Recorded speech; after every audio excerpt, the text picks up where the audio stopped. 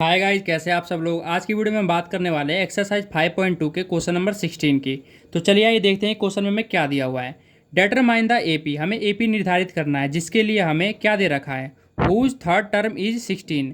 मतलब third term का मतलब है A3 की वैल्यू हमें कितनी दे रखी है, 16 दे रखी है। And the seventh term exceeds the fifth term by 12।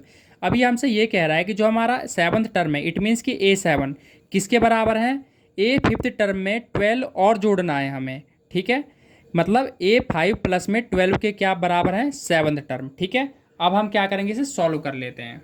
यहाँ पे मैं लिख देता हूँ सॉल्यूशन। हमें सबसे पहले देख लेते क्या दिया हुआ है। हमें थर्ड टर्म की वैल्यू दी हुई है 16, तो मैं यहाँ पे लिख लेता हूँ भाई A3 इक्वल में 16। ठीक है गाइज, तो मैं इसको क्या लिख सकता हूँ, A3 को मैं ऐसे लिख सकता हूँ A प्लस में 2D इक्वल में 16। मैंने बहुत सी वीडियोज बनाई है, उसमें मैंने आपको बता रखा है कि जितना भी टर्म हमें दिया होता है हम A में प्लस कर देते हैं, उसका एक कम करके D के साथ मल्टीप्लाई कर देते हैं। ठीक है, इट मीन्स कि A3 दिया है तो A तो प्लस करेंगे ही, अब इसमें से एक कम करके D के साथ मल्टीप्लाई कर देंगे। 3 था तो मैंने यहाँ पे एक लेस कर दिया, 2 आ गया और D के साथ मल्टीप्लाई कर दिया, इक्वल में क्या आ गया 16। इसे हम मान लेते हैं फर्स्ट इक्वेशन। ठीक है, अब आगे चलते हैं। आगे हमें क्या दिया हुआ है, A7 दे रखा है किसके बराबर, A5 प्लस 12 के बराबर। तो मैं यहाँ पे लिख देता हूँ A7 इक्वल में A5 प्लस में 12। ठीक है, A7 के लिए मैं क्या करूँगा, इसके लिए मैं लिख सकता हूँ A प्लस में 6D।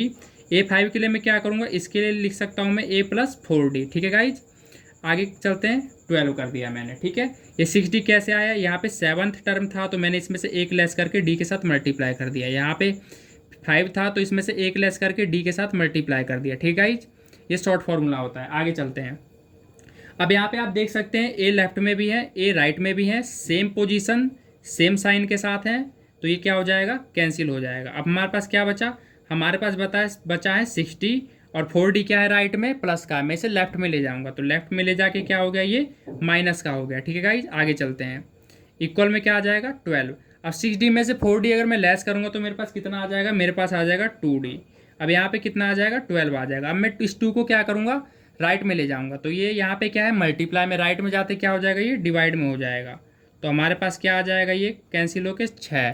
तो हम कह सकते हैं कि D की वैल्यू हमारी कितनी हो जाएगी, D बराबर हो जाएगा हमारे 6 के। तो हमने क्या किया, D का वैल्यू यहाँ पे फाइंड आउट कर लिया है। ठीक है, अब आगे चलते हैं। हमें D तो मिल गया है, अब हमें A भी चाहिए होगा AP बनाने के लिए। तो A चाहिए तो हम A भी निकाल लेते हैं।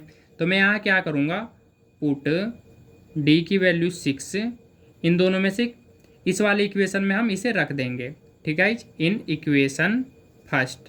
अब देख लेते हैं हमारे पास कौन सा इक्वेशन दिया हुआ, A प्लस 2D इक्वल में 16। ठीक है, ये इक्वेशन मैंने यहाँ से लिया है। ठीक है, अब A की वैल्यू हमें फाइंड आउट करनी है, D की वैल्यू हमें ऑलरेडी दे रखा है 6, तो मैं यहाँ पे 6 रख लेता हूँ। ठीक है, अब आगे चलते हैं। यहाँ पे कितना हो जाएगा, 6 दूनी 12 इक्वल में 16। अब क्या करेंगे, ये 12 आप देखिए लेफ्ट में क्या है, प्लस का, मैं इसे राइट में ले जाऊँगा। ठीक है, तो ये क्या हो जाएगा, माइनस का हो जाएगा। तो A की वैल्यू कितनी आ गई है, 4।